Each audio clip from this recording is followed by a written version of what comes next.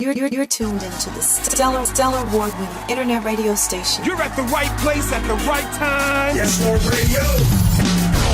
Hold up. Wait just a minute. It's Roz on your radio. Keep it locked right here. Showcase, fellowship, inspire.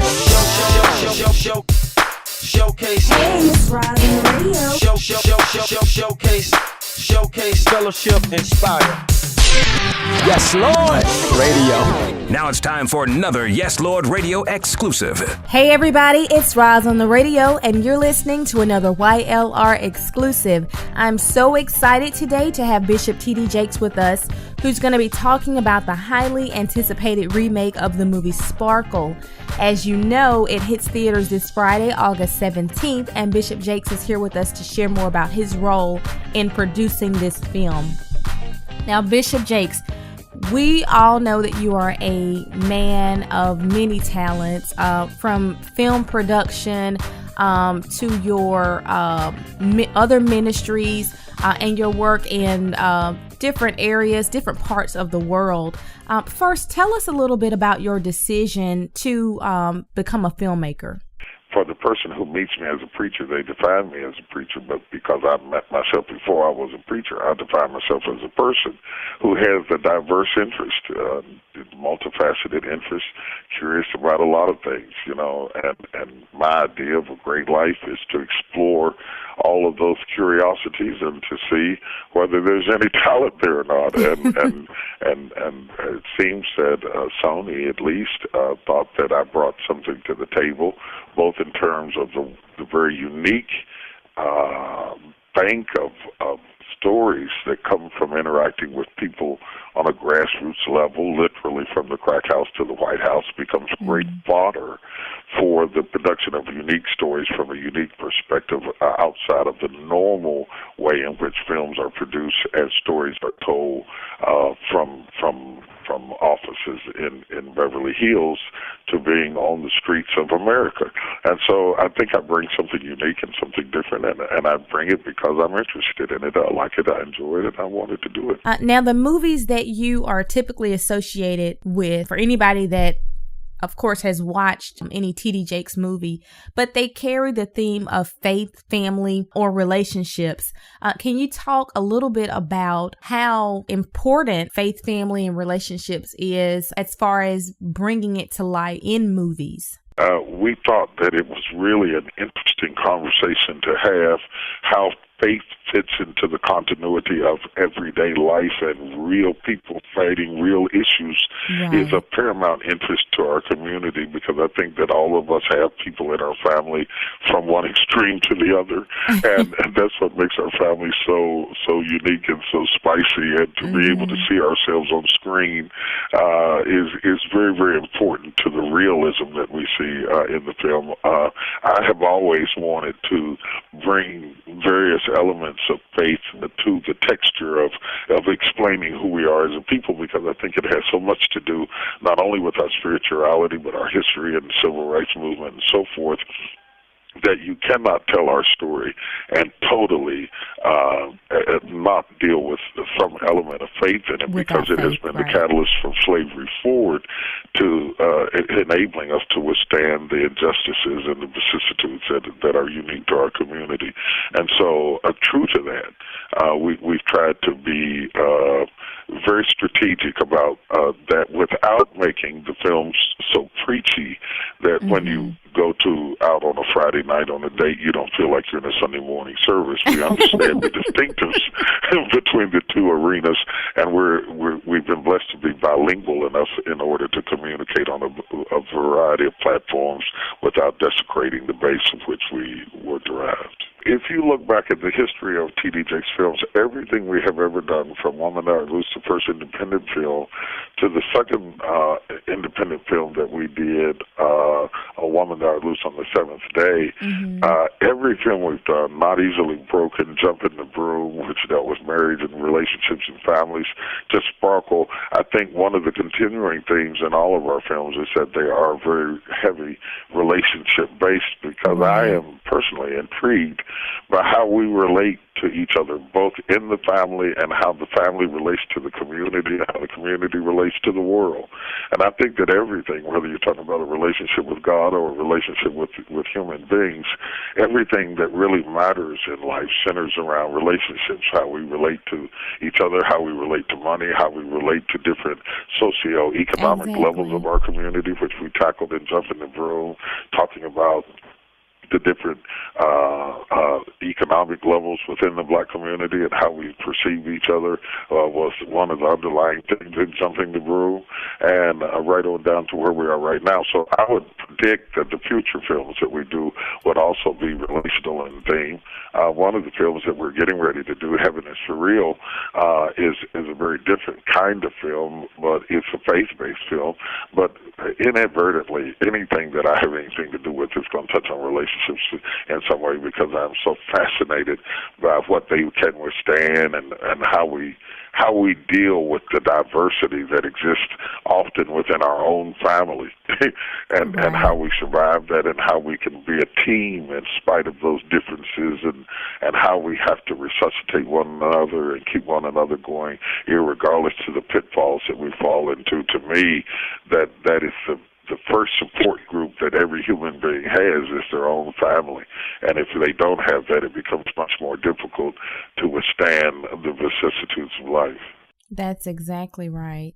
Well, tell us a little about your decision to remake the film Sparkle in particular. I love the original. I thought it was a film like many in our community that was an excellent inspiring story. Maybe I should say that way, a very inspirational and gripping story, and I thought that it deserved a remake and another chance at the box office.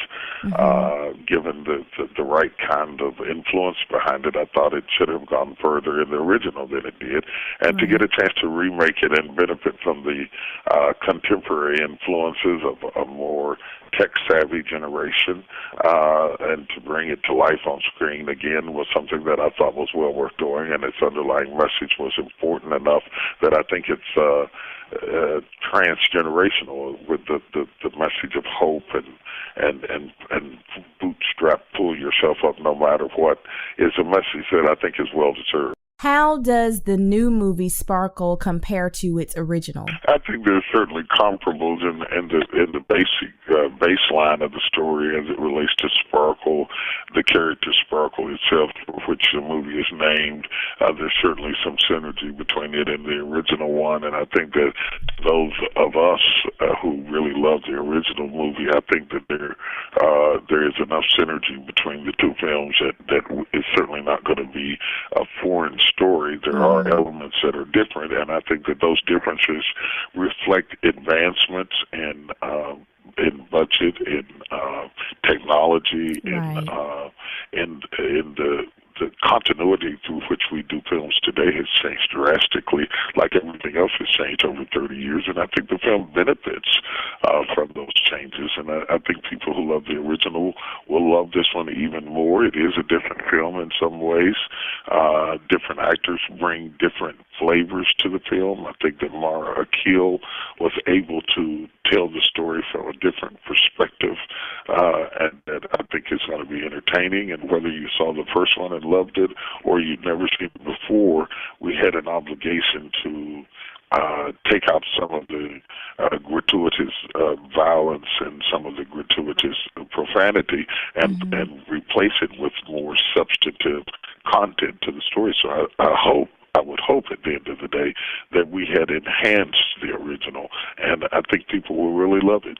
we had to do some changing to replace some of the things that we thought didn't add to how films are seen today. I mean, a lot of time has gone by, and how the pacing of the film, how the story is told, and what this audience will find intriguing has changed drastically over 30 years ago, and so 40 years ago. So we really want to be strategic about doing that, and I think we were able to do that.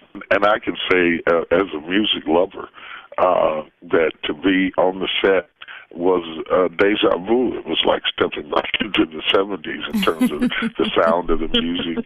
It was back when people really sang, no synthesizers or anything like that. You either had it or you didn't. And I think it really shows the impact of R&B music during the 70s, reaching all types of people.